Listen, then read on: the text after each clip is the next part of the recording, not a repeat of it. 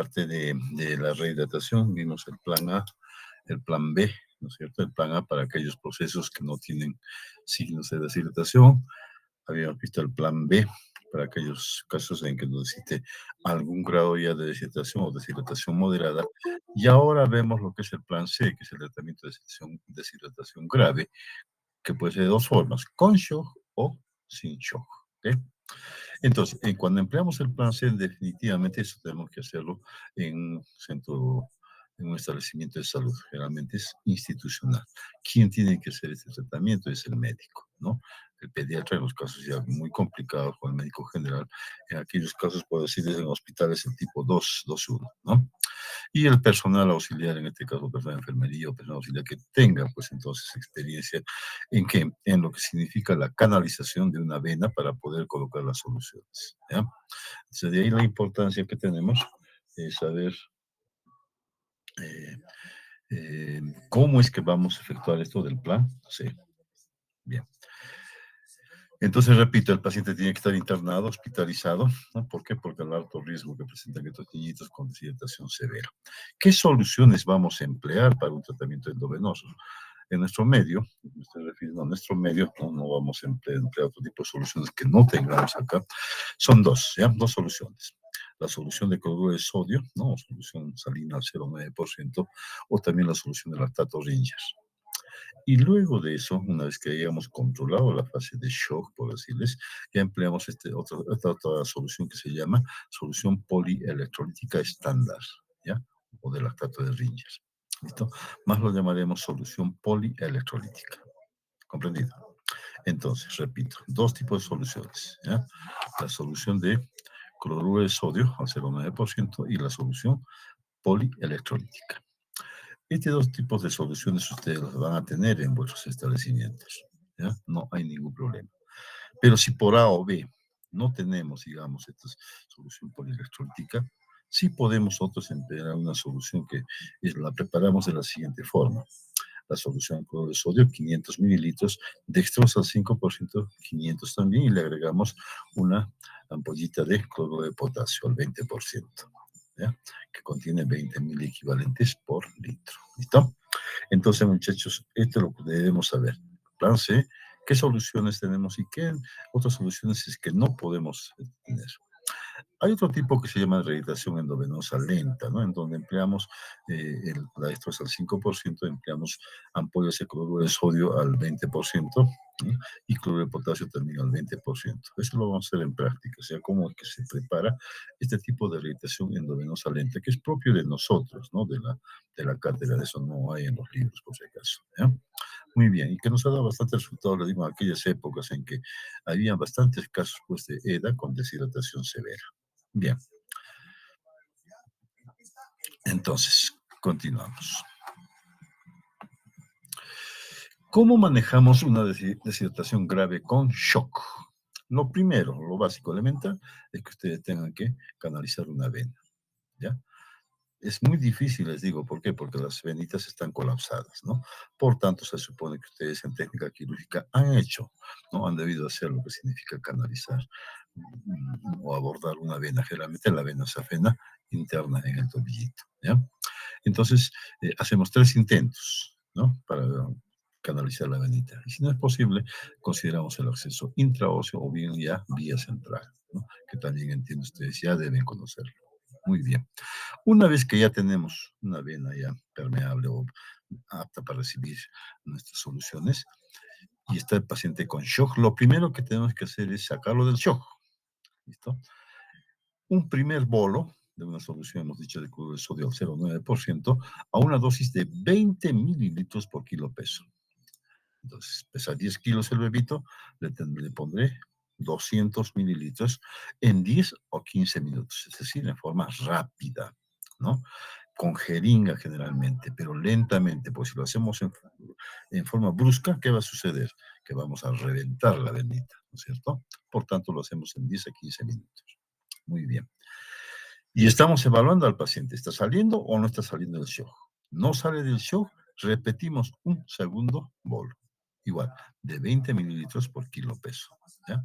Incluso ahora nos dicen que ya podemos emplear un tercer bolo, si en último caso pues no sale del shock. Muy bien.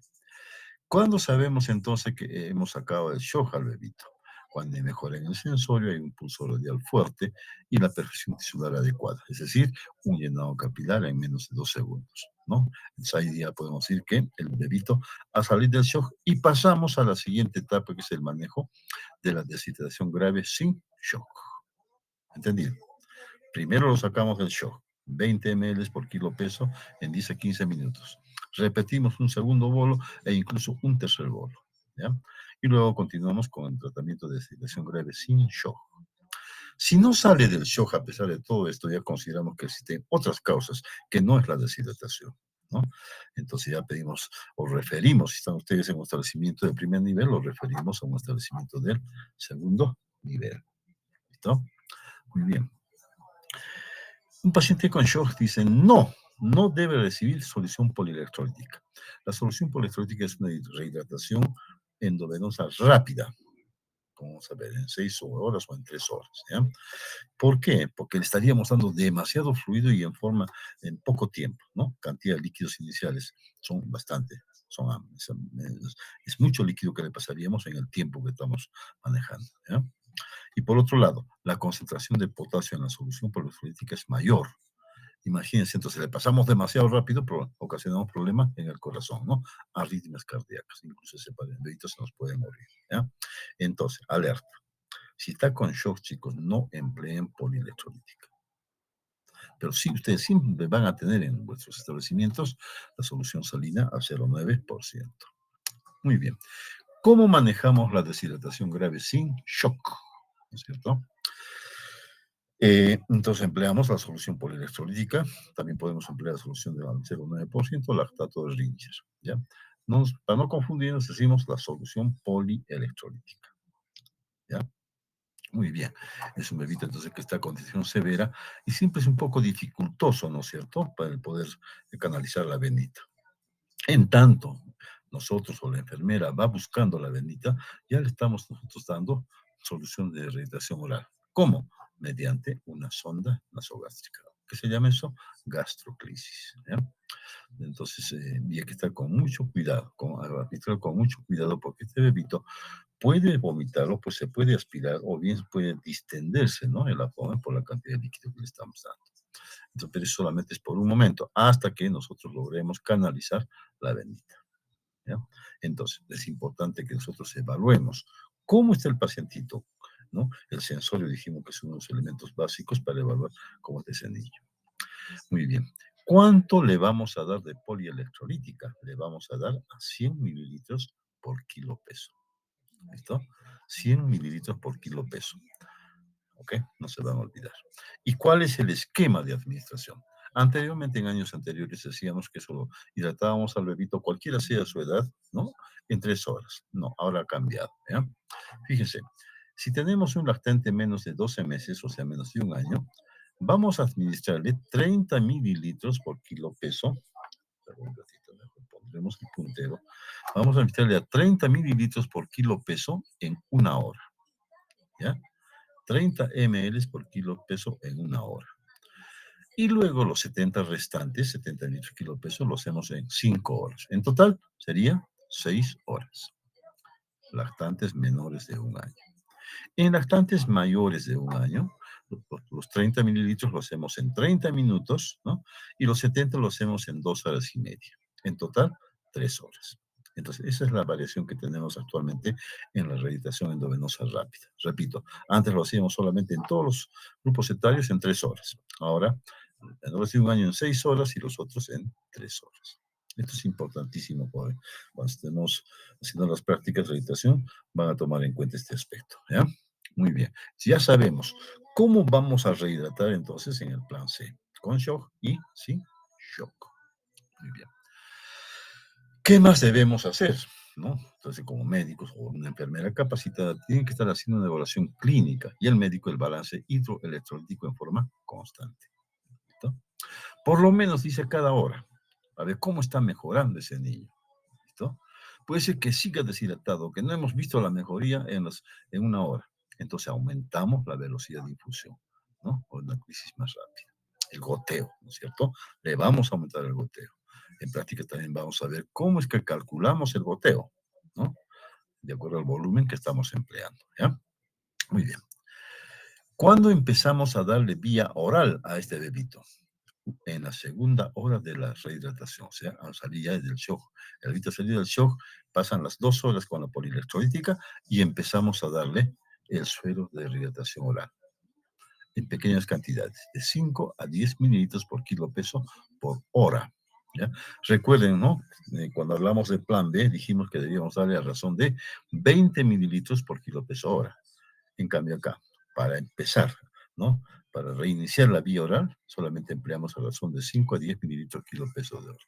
Mientras tanto, continúa la perfusión con los líquidos intravenosos. ¿Ya?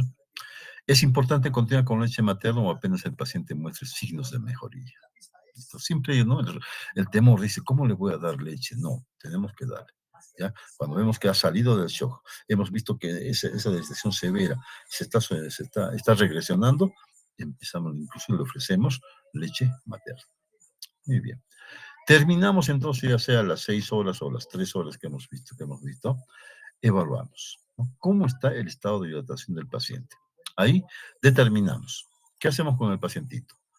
Lo pasamos al plan B, es decir, lo mandamos a domicilio, seguimos con el plan B en terapia de mantenimiento, o si no ha rehidratado adecuadamente, continuamos con el plan C.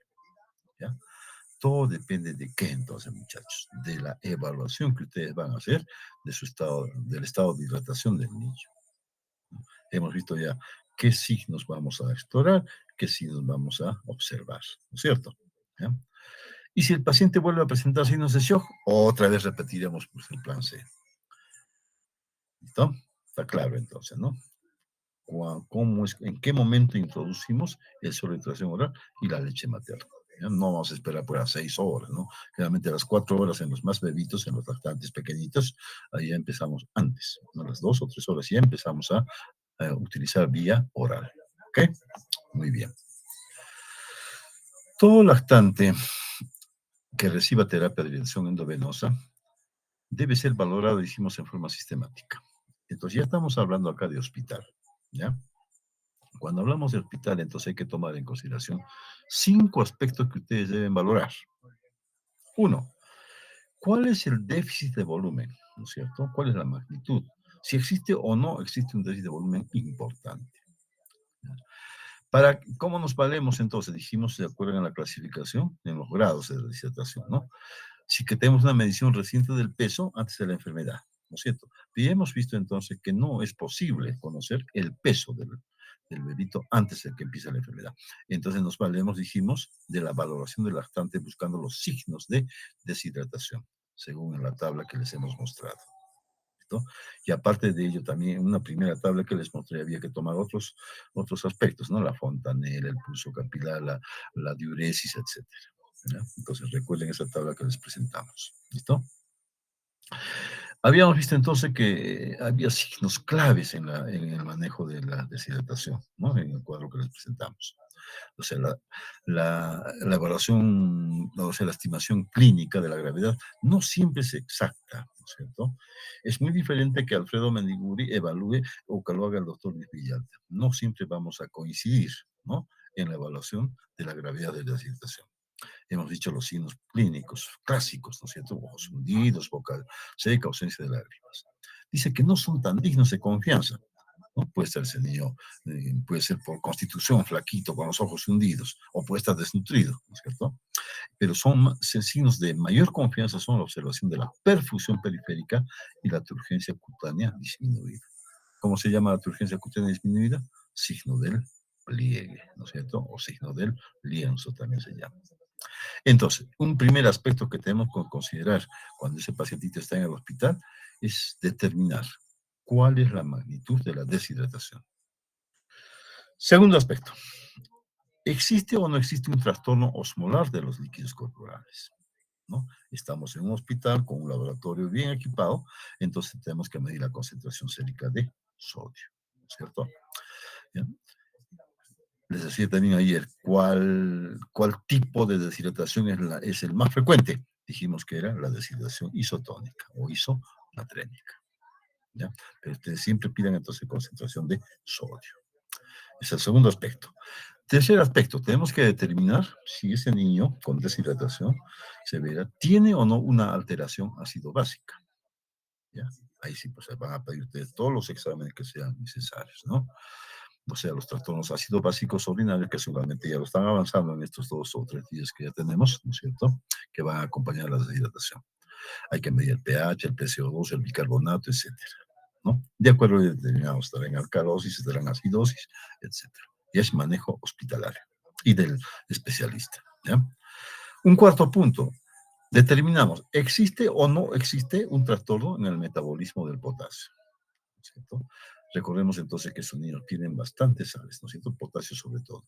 En aquellos lactantes con disfunción isotónica moderada, fíjense cuánto pierde, entre 8 a 10 miliequivalentes por kilo peso. Y eso tenemos que reponerlo. No tenemos que hacer nuestros cálculos ahí en el establecimiento para ver cuánto de potasio le estoy poniendo.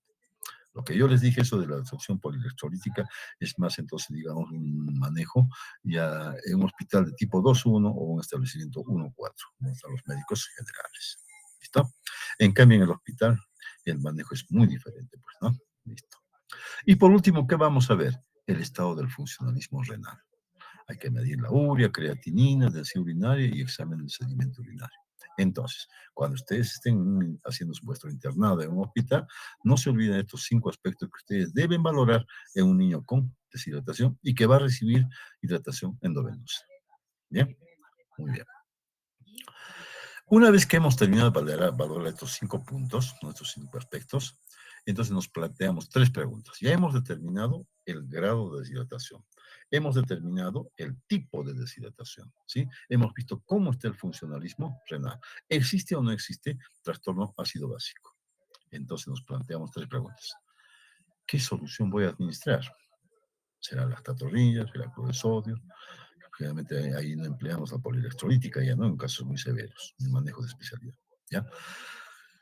Una vez que determinamos la solución, decimos, ¿con qué rapidez debo restituir el déficit?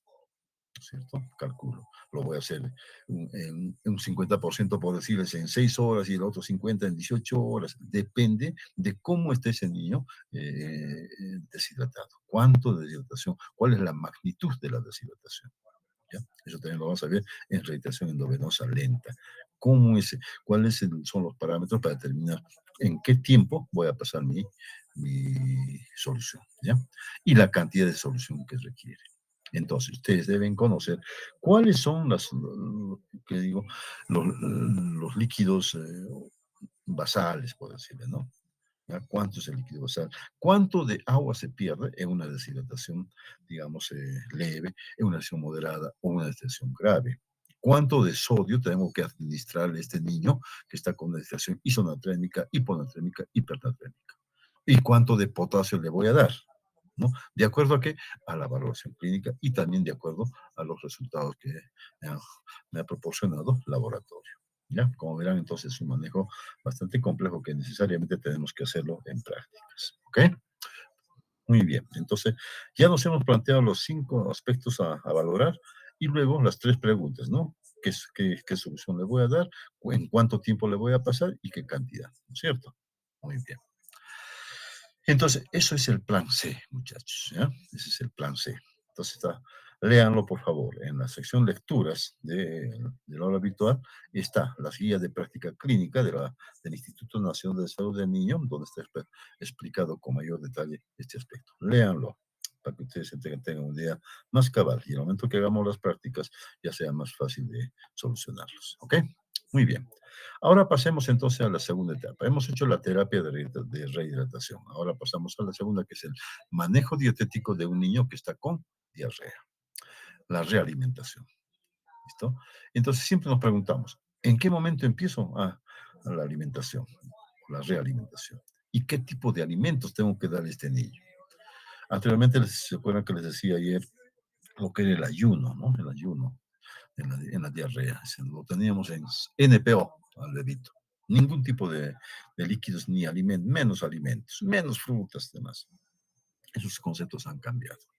Ahora hablamos de lo que es la realimentación precoz, o sea, la instalación de alimentación completa del niño, lo que come normalmente el niño, luego de las 4 horas de rehidratación oral. ¿Ya? ¿Y para qué nos sirve esta instalación de alimentación complementaria o alimentación complementaria? Sí, hemos dicho que hay una estrecha relación entre lo que es la deshidratación y la desnutrición. Entonces, cuando nosotros alimentamos así en forma precoz, luego de las 4 horas de darle el suerito, nos conduce a, ¿qué? A una mayor ganancia de peso. ¿Ya? Y esto no contribuye, como antes pensábamos, a que la diarrea va a durar más, porque está comiendo. Siempre, ¿no? La idea de las mamás dice, doctor, está haciendo diarrea, pero si no ha comido nada, ¿no? No es así. Nosotros decimos que siga comiendo, pero doctor, ¿lo va a vomitar? No, dele su comida, señor, ¿ya? Entonces, no conduce a mayor dilación de la diarrea o no hay mayor incidencia de intolerancia a la lactosa, ¿no? Además, otra ventaja de la alimentación precoz es que aumenta el bienestar del niño. El niño ya quiere comer. Cuando ya está hidratadito, el niño quiere comer. Más antes no tolera nada, ¿ya? Entonces, y tenemos que darle una dieta, ¿no es cierto? Eh, que sea pues apetecible, ¿no? Que el niño quiera recibir, ¿no? Siempre le ponemos, hay que darle una dieta a base de, ¿qué le digo? Un caldo de pollo sin sal, etcétera, ¿no? El niño no come, pues, no les va a comer, ¿ya?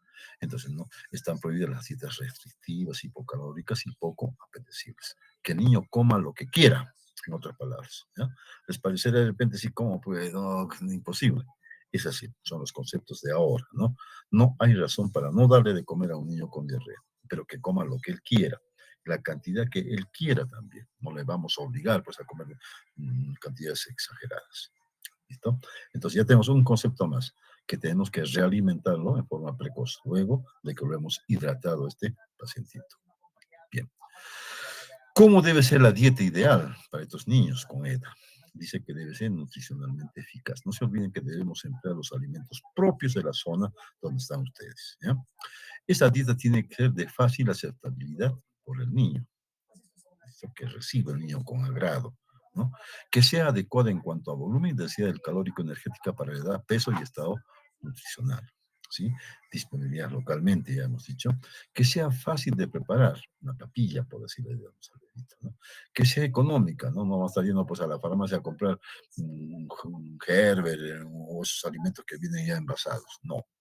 Lo que tenemos en casa, lo que la mamá, la familia tiene disponible en ese momento, ¿ya? Que haya estado entonces protegida, no esté contaminada los alimentos. Y por último, que sean capaces de disminuir la severidad y duración de la diarrea, ¿no? Entonces, en esa guía de práctica clínica lo vamos a leer con más detalle de qué alimentos son los que vamos a emplear, ¿ya?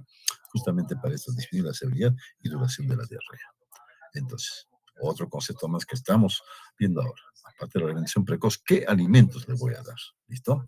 Lo que yo tengo, que sea fácil de encontrar, que sea fácil de preparar y que no esté contaminada. Bien. La lactancia materna, es de más decirles, ¿no es cierto? Que sí, que tenemos que continuar con la lactancia materna. Hemos dicho, terminamos las 4 horas, ya le damos lactancia materna. Estamos en la segunda o tercera hora de hidratación endovenosa, ya vamos probando la lactancia materna. ¿Listo?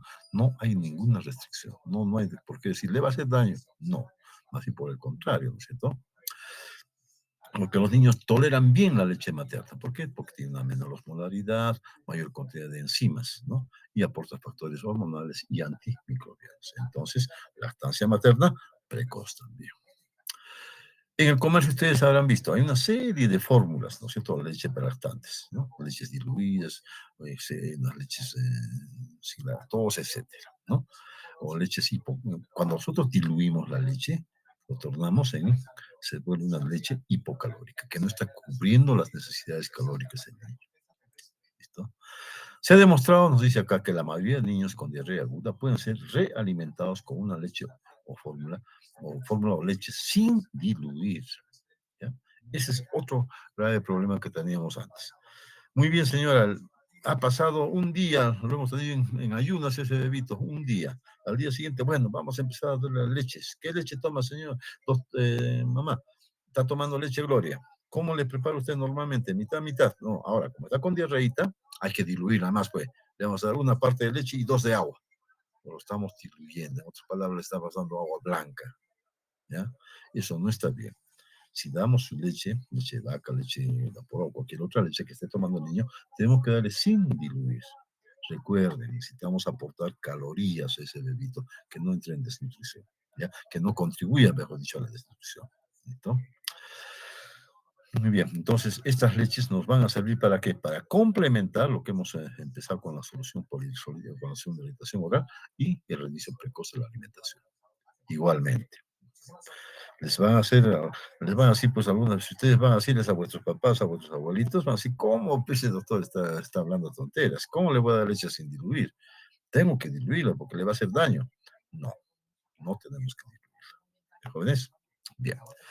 Y tenemos otras leches especiales que no tienen lactosa, ¿no es cierto? Hipoalergénicas, hidrolizadas, etcétera, que no son necesarias, a no ser que encontremos signos o síntomas de mal absorción. Son muy pocos los casos que encontramos en este aspecto. Entonces, ¿es necesario emplear este tipo de leches? No, no es necesario. ¿Ya? ¿Cuándo empleamos una leche sin lactosa? ¿Cierto? Cuando encontramos en análisis un pH menor de 5,5 en las heces y o la presencia de más de 0,5% de sustancias reductoras, ¿no? Para eso está el laboratorio, ¿sí? Entonces ya tenemos que pedir, señor laboratorio, yo quiero que me informe estos puntos, el pH y sustancias reductoras. Si vemos estos parámetros que están alterados, emplearemos una leche sin lactosa, una leche de soya, etcétera, ¿ya? Pero generalmente no es necesario ningún otro tipo de leche especial. ¿Listo? Muy bien. Entonces ya hemos visto terapia de hidratación, hemos hablado del manejo dietético, ¿sí? Y de las dietas mixtas, ¿qué más podríamos hablar? ¿No? En niños con alimentación variada hay que mantener una dieta mixta, es decir, que aportarle pues, la cantidad necesaria de los micro o de los macronutrientes, ¿ya? No dar alimentos con alto contenido en azúcares elementales, porque aumenta la diarrea, ¿por qué dijimos? Por su efecto osmótico. Es también el fundamento de las sales de alimentación oral de baja osmolaridad, ¿no es cierto? Ya. Evitamos alimentos ricos en grasa, porque son mal tolerados porque retrasan el vaciamiento gástrico. ¿Ya? Esas condiciones sí tenemos que indicarle a las mamás. ¿Ya? Estimular la ingesta ofreciendo alimentos de sabor agradable, dijimos, ¿no? Habituales a la alimentación del niño y de consistencia un poco más líquida, no tan sólidas todavía por la mente. ¿Ya? ¿Qué alimentos podemos ofrecerle? Entonces les decía, ¿no? Alimentos como hidratos de carbono complejos, el trigo, arroz, pan, las papas, el pan, los cereales, el pan integral, ¿sí? Carnes magras, yogur, frutas, vegetales. Fíjense, ya podemos ofrecer la dieta. Antes, no, pues los papás decían, ¿cómo le vamos a dar fruta? Imposible, no, le va a hacer daño, se va a morir. No, hay que darle. Mientras más pronto realimentemos, es mejor. ¿Ya, jóvenes? Bien. Ahora pasemos al tercer punto, que es la farmacoterapia antibiótica. Que ahora es ya 34. No está indicada, ¿no es cierto?, en forma sistemática. ¿Cuáles son las razones por las que no debemos indicar antibióticos así de entrada? ¿No? Porque sabemos que la gran mayoría, el mayor número de diarreas son de origen viral, ya dijimos, ¿no? Rotavirus. ¿Ya? Por otro lado, todo proceso diarreico en su gran mayoría son autolimitados. ¿Qué deberíamos hacer? Simplemente rehidratarlo nada más, ¿cierto? Por otro lado también, los antibióticos no actúan sobre las toxinas que producen la diarrea. Y más bien por el contrario, son contraproducentes en su uso. ¿Por qué? Porque producen desequilibrios del ecosistema bacteriano. ¿Ya? Cuando damos por vía oral un antibiótico, nos va a producir desequilibrios, ¿no es cierto? Lo que comúnmente llaman las mamás, ha barrido la flora intestinal, doctor.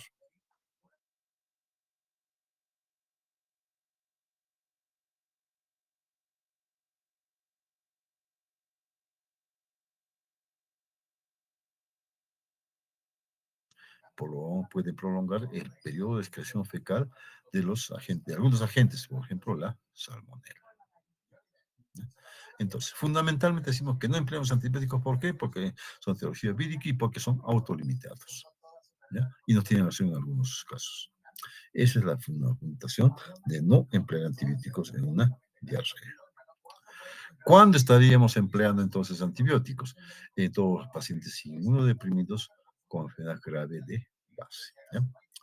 Otros, en todos aquellos casos de diarrea aguda por Shigella, ¿no? La disentería basilar, la shigelosis, ¿no es cierto?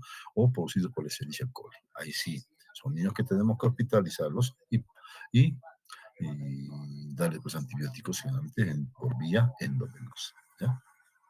Otros gérmenes, Clostridium difficile, entamia histolítica, Yardia lamblia, Vibrio cholerae. ¿Ya? Muy bien. Entonces, les decía, ¿no? Ayer que Yardia lamblia es muy frecuente en nuestro medio. ¿En qué otro caso se emplearían los antibióticos? Por Campylobacter, ¿ya? O por Yersinia, o por Salmonella, ¿no es cierto? Sobre todo aquellos lactantes que tienen el riesgo de entrar en bacteriemia. Y en todo paciente menor de 3 meses sí debemos considerar el uso de los antibióticos, dependiendo de su estado, siempre jóvenes. ¿Ya? Estado general, estado nutricional, estado de hidratación. Yo veo que ese niño está mal, ¿no? Está con un aspecto ya casi séptico, tengo que emplear pues antibióticos, ¿no es cierto? Esperando el cultivo, etcétera. ¿Ya? Entonces, solamente en estos casos en que se aconseja el uso de antibióticos en un niño con EDA. ¿Okay? Y en cuanto a la farmacoterapia no antibiótica, ustedes conocerán, hay multitud de medicamentos, ¿no? Inhibidores del peristaltismo, la loperamida, que antes empleamos como cancha, como dicen, ¿no? Ahora no. Atropina, difenoxilato de atropina, etcétera, están contraindicados, no es necesario. Pero dice pues la mamá, doctor, ¿pero qué va a hacer? Pues está llorando de dolor, le está retorciendo su barriguita. Le daré nomás un poquito de atropina, ¿no? Y las mamás van a la farmacia y compran. Hay que explicarles que es un proceso, ¿no es cierto? Que no va a ser necesario emplear esos medicamentos. La loperamida ya está contraindicada en niños, muchachos. No van a encontrar tampoco, ¿ya? Medicamentos. También se empleaba anteriormente sustancias absorbentes como el caolín, la pectina, silicatos, hidróxido de aluminio, los bismuto, ¿no es cierto? Bismutol, probablemente que ustedes han escuchado o han visto en la propaganda de la televisión. No son de utilidad, ¿no? Solamente estamos gastando dinero, nada más. Antisecretores, el racecadotrilo, ¿no? Eso sí, se emplea bastante el racecadotrilo como un antisecretor intestinal, pero no empleamos en menores de 3 meses. Pero más que el racecadotrilo, empleamos, ¿cuál? Los modificadores de la flora, o sea, los probióticos. Puede ser por los lactobacilos, Saccharomyces, etc. Sí, las últimas investigaciones dicen que son positivos en el tratamiento de la diarrea, porque acción favorecedora de la flora bifidus y de la inmunidad. Además, tiene una acción preventiva, ¿no es cierto? Los estudios que se han hecho, incluso hay estudios que han hecho vuestros compañeros en años anteriores sobre diarrea, ¿no? Empleando estos probióticos, sí, han comprobado ellos que disminuye la duración de las heces. No nos han hablado de complicaciones, pero sí de la duración empleando lactobacilos, ¿no? Floratil, enterogermina, etcétera, ¿no? Hay varios. Entonces, ustedes lo van a ver con más detalle en la guía, cuáles son esos medicamentos que se emplean, ¿ya? Pero por lo pronto decimos que son necesarios estudios más amplios todavía, ¿no? Para estar seguros de decir, pues ya tener nuestro arsenal de medicamentos a estos probióticos. ¿Listo? ¿Cuál es la dosis óptima? ¿Por qué vía? Etcétera, ¿no? ¿Cómo le vamos a dar? Y otro aspecto que sí hemos también comprobado, que es beneficioso, es el zinc. ¿Ya? Complementos de zinc reducen 25% la duración de diarreas y también con una reducción del 30% del volumen de las heces. ¿Ya? Eso también vuestros compañeros en años anteriores lo han comprobado, han hecho estudios sobre el uso de zinc en niños con diarrea.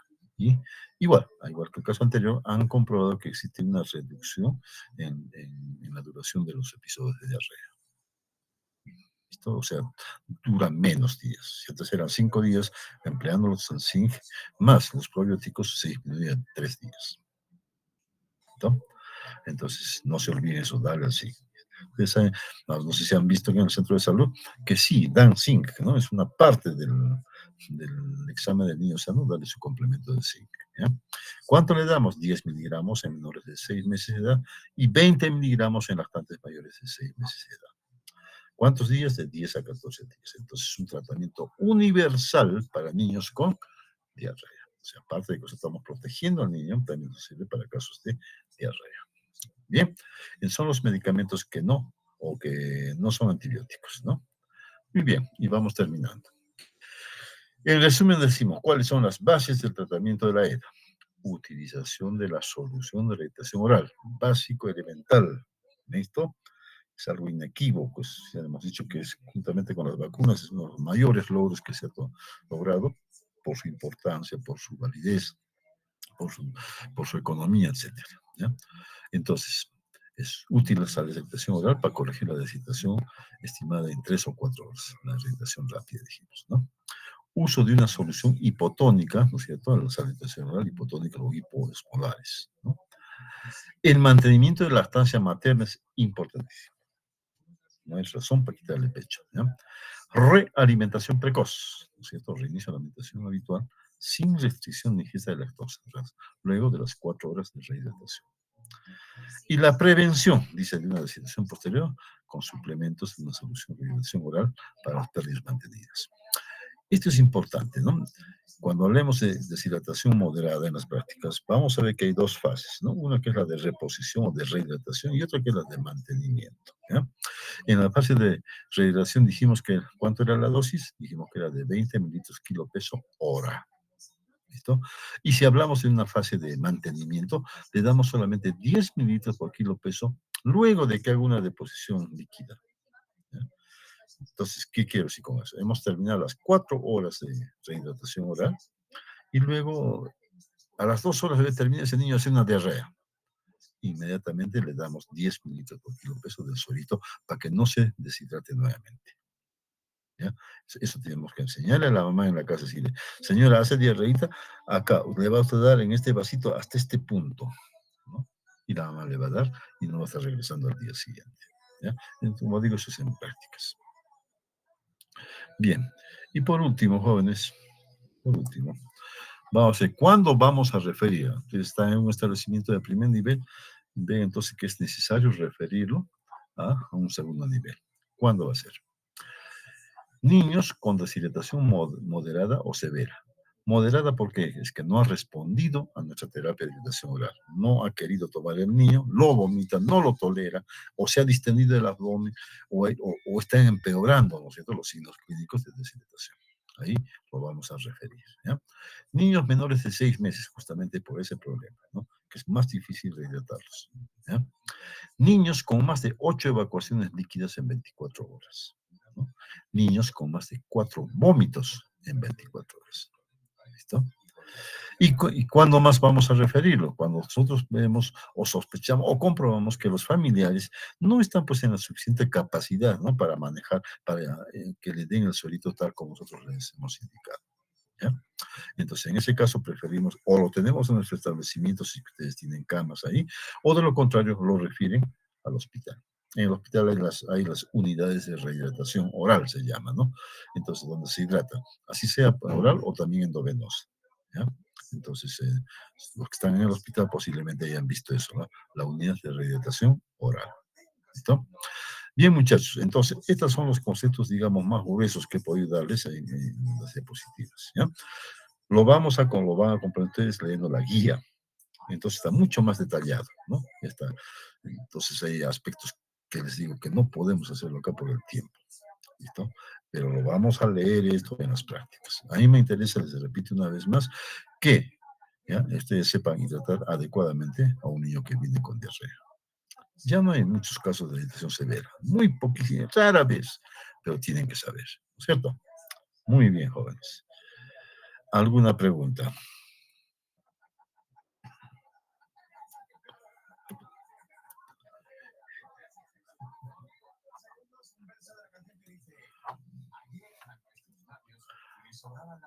Bien, muchachos, ¿alguna pregunta? A ver, repito, es un poquito, ¿qué les digo? Hacerlas así tan rápido en 40 minutos, una irritación. Mejor lo hacemos en prácticas allá, cuando estemos reunidos. ¿Listo?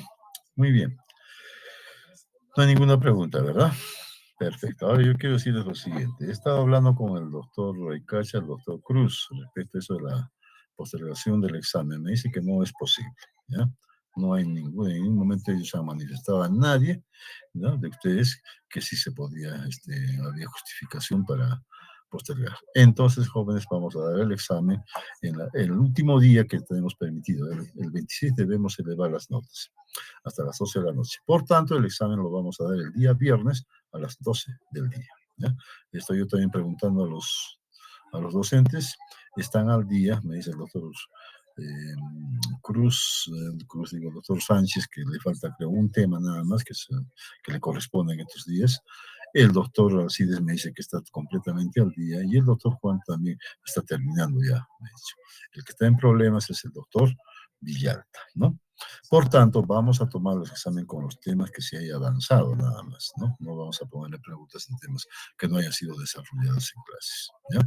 Hemos hecho la recomendación al doctor Villata para que se ponga al día, pero veremos si lo cumple. De lo contrario, chicos, no hay ningún problema. Vamos a dar nuestro examen porque no hay posibilidad de que vicerrectorado nos autorice subir las notas en una etapa diferente, en una fecha diferente a la que ya está establecida. ¿Ya, jóvenes?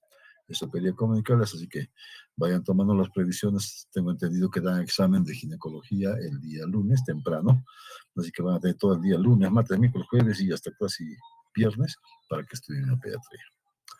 Supongo, entiendo que ustedes están leyendo ya, pues, ¿no? Van avanzando, conforme se va avanzando el curso, ustedes ya van leyendo, ya van estudiando, ¿no? Los temas. Bien, jóvenes, nada más, no hay nada más, entonces ya nos vamos a, bueno, me paso a retirar. Solamente con mi grupo para el día viernes vamos a ver lo que es las prácticas de EDA. De acuerdo a los casos clínicos que también les he enviado. Sí, Rosén. Doctor, buenas noches. Sí, Ruby, dime. El día de hoy he entrado un poco tarde a la clase, doctor. No sé si me puede considerar en la lista.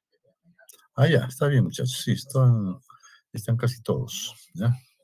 Hasta tengo extras, no sé quiénes son, ahorita voy a comprobar. Ya, no te preocupes, Rubí, ¿eh? Está bien. Muchas gracias, doctor. Doctor, también David Maldonado, doctor. Ya, perfecto, David. Entonces, sí, están ustedes presentes.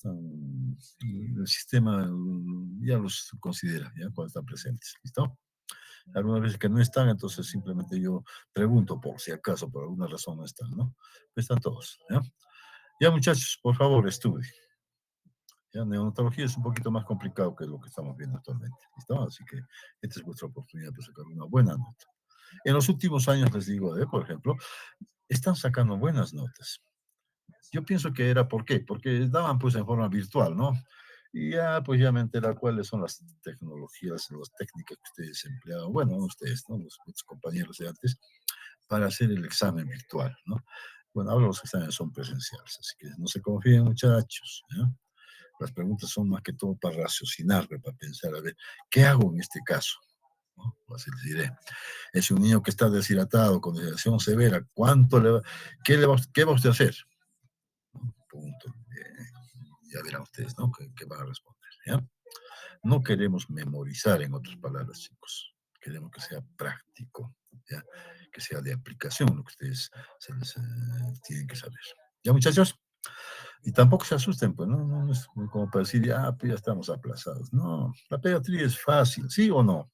¿No? Esto es facilísimo. ¿Quién le tiene miedo a los bebitos? Nadie. Pues lo más lindo que existe es estar con los bebitos, mirarlos, tocarlos, acariciarlos, saber por qué está con gripe, qué hago con una gripe, etcétera. He visto que están haciendo prácticas ya de enfermedades respiratorias. Bueno, no es propio del curso, pero bueno, ya están avanzando para Clínica Pediátrica 2, ¿no? Ya, jóvenes, entonces nos estamos viendo, chequeando.